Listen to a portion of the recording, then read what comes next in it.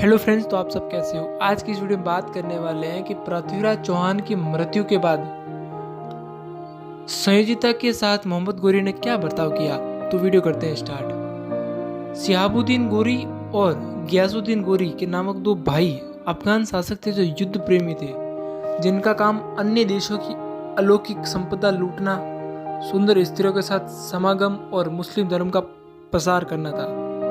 जिन्हें भारत के अतुल्य संपदा का पता चला, गियासुद्दीन गोरी ने छोटे भाई शहाबुद्दीन गोरी को आदेश दिया कि जाओ, भारत पर आक्रमण करो, भारत की स्त्रियां लूटो, भारत की अतुल्य संपदा को लूट कर आओ, भारत के मंदिर खंडित कर दो।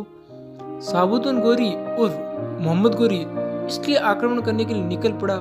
प्रारंभ में भारत के अनेक छोटे मोटे राज्यों को जीतने में सफलता हासिल की। अब उसने पृथ्वीराज चौहान के राज्य पर चढ़ाई की।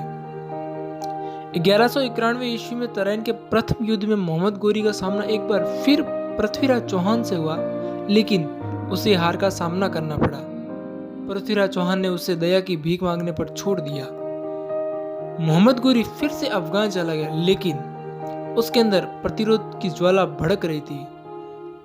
भाई गियासुद्दीन गोरी से परामर्श के बाद एक बार फिर विशाल सेना के साथ युद्ध स्थल की ओर बढ़ा। इस बार वह पूरी तैयारी के साथ आया।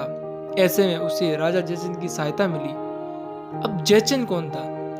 पड़ोसी राजा के कार्यक्रम में पृथ्वीराज चौहान और राजा जयचंद की पुत्री संयोगिता आए हुए थे। संयोगिता की सहेलियों ने बताया कि वह वीर सम्राट पृथ्वीराज चौहान है, जिन्होंने अपनी तलवार से आक्रांता मचाया हुआ है।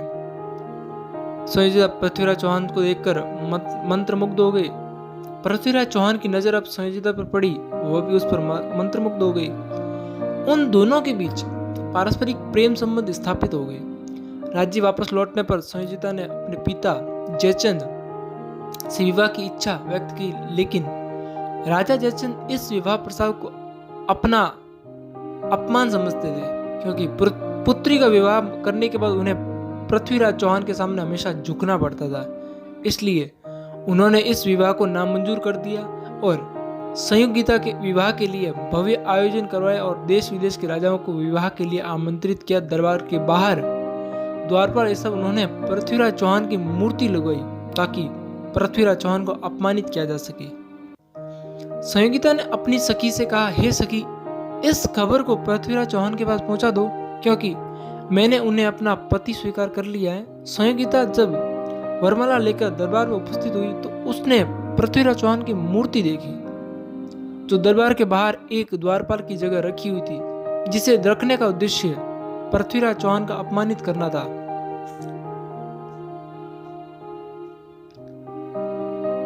संयोगिता ने सभी गणमान्य राजाओं को छोड़कर पृथ्वीराज चौहान की मूर्ति पर वरमाला डाल दी। पृथ्वीराज चौहान को जब इसकी सूचना मिली तो वह अपने साथ हजारों सैनिकों को लेकर जयचंद के दरबार में पहुंच गए और संयोगिता को अपने साथ लेकर राज्य वापस लौट गए। राजा जयचंद भरे दरबार में अपने इस अपमान को सह ना सके और उन्होंने मोहम्मद गोरी को सहायता का आश्वासन दिया। फिर हुआ तराइन का द्वितीय युद्ध। मोहम्मद गोरी, जिसने जीत की उम्मीद छोड़ दी थी, राजा जयचंद द्वारा पृथ्वीराज चौहान के सारे गुप्त राज को जानने के बाद उसने फिर से एक बार पानीपत के लिए आगे बढ़ा। मोहम्मद गोरी इस बार घुड़सवार की संख्या बढ़ा दी। इस युद्ध में उसने पृथ्वीराज चौहान को करारी शिकस्त दी। राजा जयचंद अपने सैनिक पृथ्वीराज चौहान की सेना में मिला दिए, जो पृथ्वीराज चौहान के सैनिकों को मार रहे थे, जिससे सेना में भगदड़ मच गई। अन्य राजाओं को मना किया कि वे पृथ्वीराज चौहान का साथ नहीं दे। पृथ्वीराज चौहान जो एक घोड़े पे भागने की कोशिश कर रहे थे, अंततः पकड़े गए। मोहम्मद गोरी उन्हें पकड़कर गजनी ले गया, साथ में अन्य सरदारों और चंद्रबाई को भी अपने साथ ले गया।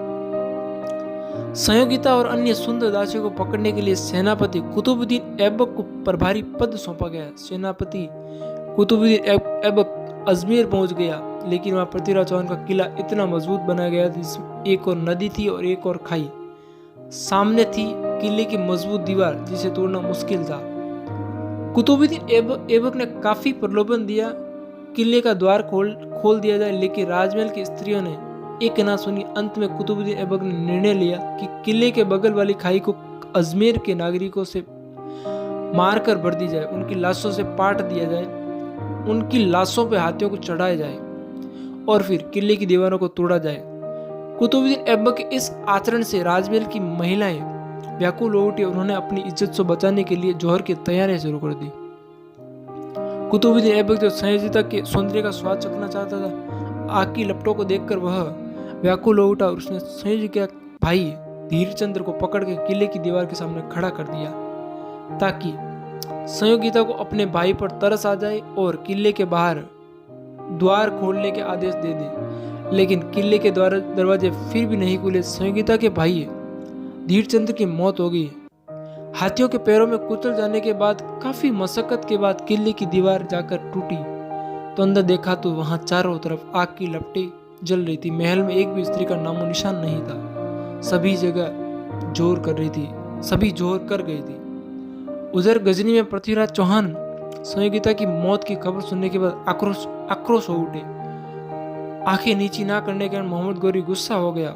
उसने हुक्म दिया कि इस काफिर की दोनों आंखें गर्म सलाखों से फोड़ दी जाए। इस प्रकार पृथ्वीराज चौहान अंधे हो गए। उन्हें चंद्रबाई के साथ जेल में ठूस दिया गया। पृथ्वीराज चौहान जेल के अंदर ही अपने शब्द भेदी बाण का अभ्यास किया करते थे। जेल के कर्मचारियों को यह सूचना मोहम्मद गौरी के भाई गयासुद्दीन गौरी को जाकर बताई। उस समय मोहम्मद गौरी ईरान आक्रमण के लिए गया हुआ था। गयासुद्दीन गौरी उनकी इस कुशलता को अपनी आंखों से देखना चाहता था, इसलिए पृथ्वीराज चौहान और चंद्रबाई को दरबार में बुलाया गया। गयासुद्दीन गौरी ने आदेश दिया कि चंद्रबाई के शब्दों को सुनकर पृथ्वीराज चौहान चंद्रबाई के सीने पर अपने शब्दवेदी बाण की कार्य कुशलता का परिचय दे। चंद्रबाई ने मौत नजदीक आते देख भाप लिया कि अब ना तो मैं बचूंगी ना पृथ्वीराज चौहान, इसलिए एक दोहा बोला, 4 बांस 24 गज अंगुल अष्ट प्रमाण ता ऊपर सुल्तान मत चुके चौहान। चंद्रबाई के इस दोहे को सुनकर पृथ्वीराज चौहान ने तीर चला दिया। यह तीर जाकर सीधे गयासुद्दीन गौरी के सीने पर जा लगा और मरते देर न लगी। इसके पश्चात पृथ्वीराज चौहान और राजकवि चंद्रबाई ने एक दूसरे को बगनक छुरी से मारकर प्राणों का बलिदान दे दिया। 1206 में खोकर के जाटों द्वारा मोहम्मद गौरी की भी हत्या कर दी गई। पृथ्वीराज चौहान को सबक सिखाने के लिए गयासुद्दीन गौरी और पृथ्वीराज चौहान की कब्र एक साथ बनाई गई। जब भी मुस्लिम श्रद्धालु गयासुद्दीन गौरी की कब्र पर जाते हैं तो पहले वह पृथ्वीराज चौहान की बाहर बनी कब्र को जूतों से मारते हैं। जूते वहां पहले से रख दिए गए। वे अल्लाह से प्रार्थना करते कि इस काफिर व्यक्ति ने हमारे सुल्तान के साथ विश्वासघात किया है और धोखे से उन्हें मौत के घाट उतार दिया है। फिर अंदर जाकर गयासुद्दीन गौरी की कब्र पर फूल चढ़ाते हैं। कंधार कांड के समय भारत के विदेश मंत्री जसवंत सिंह अफगानिस्तान के दौरे पर गए हुए थे। वहां भारतीय दूतावास से किसी भारतीय कर्मचारी द्वारा यह सूचना दी मिली कि वीर प्रतापी सम्राट राजा पृथ्वीराज चौहान की कब्र में यहाँ के निवासी जूते मारते हैं। जिस राजा को भारत में पूजा जाता है, अतः आप उनकी अस्थियां ले जाएं और भारत सरकार को सूचना दें कि भारत में उनकी भव्य समाधि स्थल बनाया जाए। लेकिन वाजपेयी सरकार में कतिपय कारणों से संभव नहीं हो सका। भारत के तिहाड़ जेल में बंद शेर सिंह राणा को पृथ्वीराज चौहान की समाधि के साथ हो रहे बर्ताव की सूचना मिली तो तिहाड़ जेल से भाग निकले। वहां से वह सीधे नेपाल पहुंचे। नेपाल के बाद बांग्लादेश पहुंचे। बांग्लादेश से नकली पासपोर्ट बनवाकर दुबई से फिर वे सीधे अफगानिस्तान पहुंच गए। रात के अंधेरे में चुपके से उन्होंने पृथ्वीराज चौहान की अस्थियां निकाली और भारत लौट आई।